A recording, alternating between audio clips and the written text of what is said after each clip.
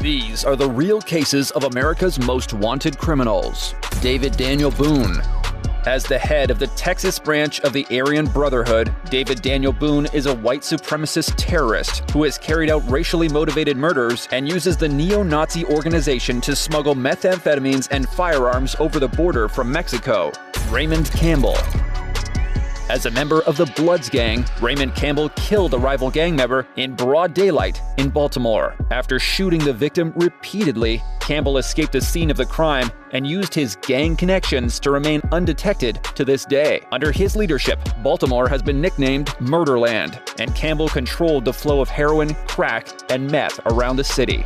Freddy Ivan Jandres Parada. Until he was captured in March 2024, Freddy Ivan Jandres Parada was known for setting up MS-13-sponsored terrorism camps where participants learned to use advanced military equipment like grenades, improvised explosive devices, and rocket launchers in order to murder politicians in El Salvador and the United States. Glenn Stewart Godwin. Although he has been on the FBI's most wanted list for more than 20 years after escaping through a 1,000-foot drain pipe from a maximum security prison, authorities still do not know the location of Glenn Stewart Godwin. He murdered 2 people in 1980 and tried to get rid of the evidence by attaching explosives to the bodies. Donald Eugene Fields II. A Kentucky man named Donald Eugene Fields II landed on the FBI's most wanted list for sex trafficking children around the country, including kids as young as 10 years old. He orchestrated a child sex ring where rich men paid to exploit innocent children. Carlos Tiberio Ramirez.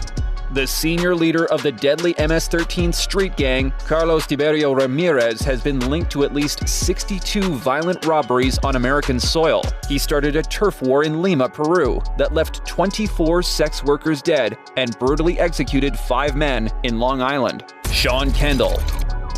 One of North America's most notorious gangsters is Sean Kendall, the vice president of the Hells Angels biker gang, who orchestrated a bloody turf war against their rival gang, the Outlaws, that led to 6 bikers being murdered, bagged, and dumped in the St. Lawrence River. He accidentally landed himself in prison for selling illegal firearms and 13 kilograms of cocaine, meth, and fentanyl to an undercover cop. Samuel Lee Rose.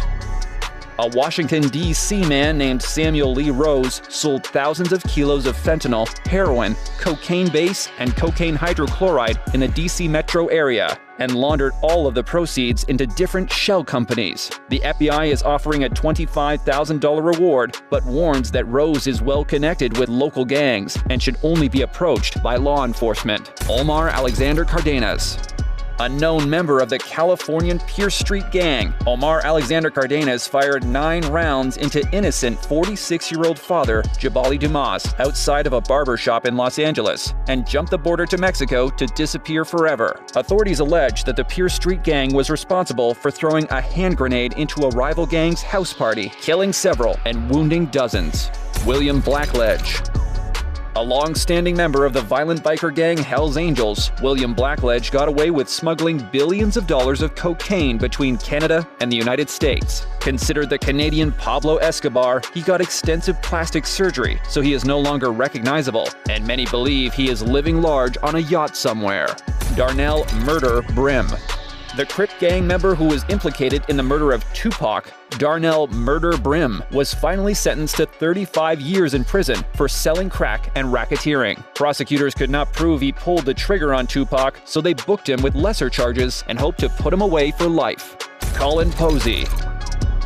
After the FBI found that Colin Posey was trafficking large amounts of fentanyl-laced pills and methamphetamine between Minneapolis and the Spirit Lake Reservation in North Dakota, they offered a reward for his arrest and warned citizens in the area that he was armed and extremely dangerous. Yulan Adonai Archaga. A fugitive named Yulan Adonai Archaga has been on the run for years after the FBI targeted him for his role as the leader of the Honduras branch of MS-13. He was finally arrested for money laundering in 2015, but gang members killed all the guards in a rain of bullets and helped him escape and fully drop off the map.